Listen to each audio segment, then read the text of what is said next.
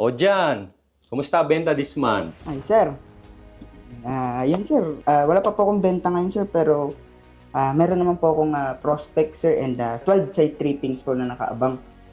Katunayan nga, sir, ito po, yung price list, ina-update ko yung mga client ngayon, saka kung ano yung promo natin ngayon kay Apex Homes, para aware po sila.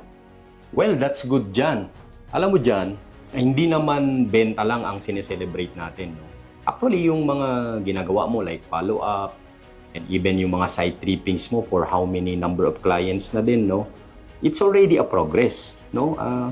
Yung mga activities natin, kagaya ng halimbawa pag may message sa client or maybe pagkakaroon mo ng mga video postings or yung consistency mo every single day, it's already a win, no? And yung mga bagay na yon ang kailangan talaga nating i-treasure. Kaya sabi nga, it's not about the destination, it's about the journey. Kaya lahat ng mga naging experiences natin, lahat ng outcome natin, no, either good or bad yan, kailangan natin yung celebrate, no?